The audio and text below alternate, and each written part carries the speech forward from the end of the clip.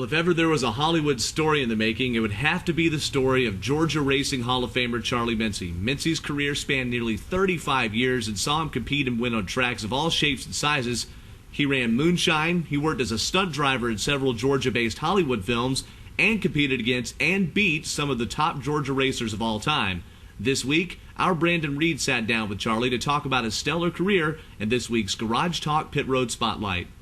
Now, Charlie, you raced in just about every era of modern stock car racing. You raced in the 50s, in late 40s, 50s, 60s, 70s. I quit in 82. I think I drove for 33 years. Dirt tracks, asphalt tracks. I didn't run no super speedway later on. But I enjoyed running dirt tracks, I believe, a little better, but I ran dirt and asphalt both. Usually had cars that I ran on dirt and some ran on asphalt all at the same time, you know. And actually my favorite track was the Peach Bowl asphalt track, quarter-mile asphalt. And then I liked the Lakewood track, the mile dirt track. So that was my two favorite tracks. But I raced all over the southeast, I guess. Now, we talk a lot about these young drivers, guys like Chase Elliott and Spencer Davis, and some of these other guys who are younger, you know, they're 12, 13, 14, and people are so amazed, how can a young kid drive a car? Well, Lord, that's nothing. You started behind the wheel of a car at 12, right? Well, I started driving when I was 10, and I was delivering cars in Atlanta from my dad's body shop.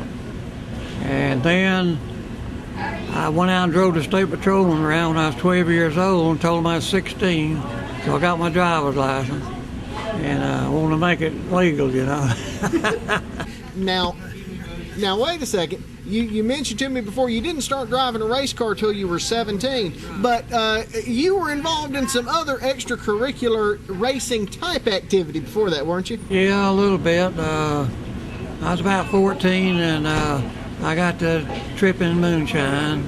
Started tripping a little bit out of Alabama, and then I got to coming to Dawsonville. So I tripped out of Dawsonville from 14 to about 19, I think, about 5 years. And I was lucky enough that I never did get caught. Got chased a few times. Well, how did you get into racing? Well, I knew all the moonshine people in Atlanta, and they was always backing race cars, you know, so they was wanting to get me in a race car. And so in well, I started at 17, like I say, in 49, but first car was a moonshine car. We took it to the Peach Bowl, and I won a race at the Peach Bowl in a moonshine car, 37 Ford Coupe. And but later on, when I got to running good, I was running out of Gober Soulsby's garage in 51 and 52, and I was driving for Bad Eye Shirley. That's Raymond Parks' brother-in-law, you know. And he was backing me, and we had some good times over at Gober's garage. I enjoyed those years over there. Now, you mentioned some of the tracks that you raced at. One of the ones I want to ask you about is a race track that's popular now, or famous now, for being underneath the lake, and that's the old Gainesville Looper Speedway. And I know you won out there. What kind of a racetrack was that? That was a half-mile dirt track, and that was back in the 50s. So that's been a good while back. And I enjoyed racing there. I won some races there. First time I ever seen Curtis Turner, I think, was there. He was racing one day there. I remember that. But we had some good races there. Now, you raced out at Lakewood. We were talking earlier about the Lakewood Speedway down in Atlanta, the Indianapolis of the South. What was it like racing there? You came off the short tracks and got onto that big 1 mile monster. What was that like? I enjoyed Lakewood because I didn't get as tired running there as I did on the short tracks, because you got them long straightaways and you just rested, you know, couldn't rest more.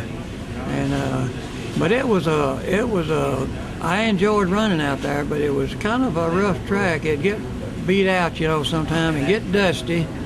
It was real bad about getting dust because it'd been a mile trying to get the hole of dust down, you know, for a mile track. And I enjoyed running out there a lot. I really did. But I never did have a lot of good luck out there. I broke down a lot, it seemed like. But I can remember a lot of times I broke down out there, you know. But I enjoyed running out there, I really did. Yeah. Now, with all these tracks that you raced at, we talked about those, but you raced against some of the best drivers ever to come out of Georgia. You raced against guys like Toodle Estes and T.C. Hunt, Bud Lunsford, Buck Simmons. Not to say any one was better than the other, but let's say you go to Athens Speedway one night, you unload the car. Who is the guy you know you have to beat that night? Who is the one guy you always knew you'd have to beat? I would say Bud Lunsford and Toodle Estes would be two that you'd have to beat, you know. If you saw them there, you knew you had a race, though. With all the races that you ran, is there any one race that sticks out, one favorite memory from racing that sticks out for you, Charlie? Yeah. Let's see, I remember running at Douglasville one Friday night, and I got, I used to drive for Leon Sales, and Leon Ed Massey's brother-in-law. Well, Buck was driving for Speedy, and Speedy Evans up in Cummins, so we swapped cars. I took over Buck's car, and he took over my car. And on Friday night, I beat Buck on the last lap at Douglasville. And on Saturday night, I got by Leon on the next to the last lap and Buck on the last lap there. So those two races, when we swapped cars, I really enjoyed that. And I drove for Speedy, I guess for about a month or so, you know. But I'd already made a deal with Dave Chevrolet to drive for them. And Speedy offered to build me a new car if I'd stay with him, but I already made this deal with Dave, and so I had to go with them, and it was a good choice to go with Dave, but I kind of hated to leave Speedy because we were doing so good, you know. But Dave's, that was a good ride. I drove for them for about 8 years, and we raced everywhere, all over Southeast. We raced dirt tracks and asphalt tracks both. So that was a good ride, and I enjoyed that. Now, you said that you finally hung it up in 1982 after you had started in 49, raced all those years. In 2004, you were one of the inductees for that year into the Georgia Racing Hall of Fame. Charlie, tell me what that means to you to be down there with all of those great names, to be one of the great names amongst all those in the Georgia Racing Hall of Fame. What does that mean to you? Well, it means a lot to be selected to go into the Hall of Fame, and I really feel honored, you know, to be selected.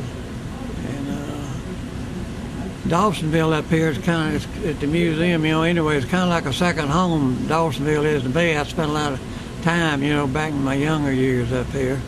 So I enjoy coming up here, especially to the Moonshine Festival and the Hall of Fame. And I've got a 39 moonshine car in the Hall of Fame down there now. And it's still got the helper springs under it and everything. It's an old moonshine car. And it's in the museum now down there. Well, Charlie, let me just say this.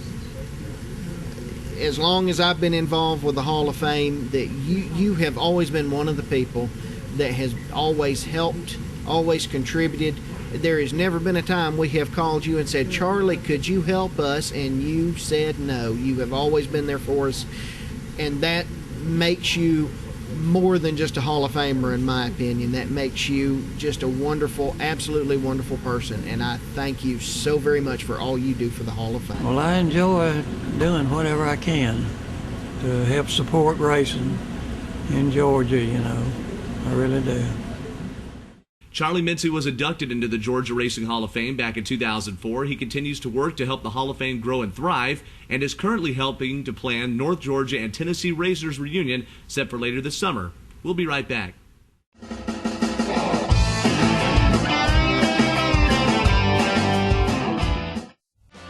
Saturday, May 12th, we want you at Gresham Motorsports Park in Jefferson, Georgia for the Racing Radios 100 as the super late models invade the king of the short tracks, along with the always speedy Outlaw Lakes, the trucks, the door-banging mini-stocks and renegades. Saturday, May 12th. Go to racegmp.com for more information. The super late model Racing Radios 100. You know what to do.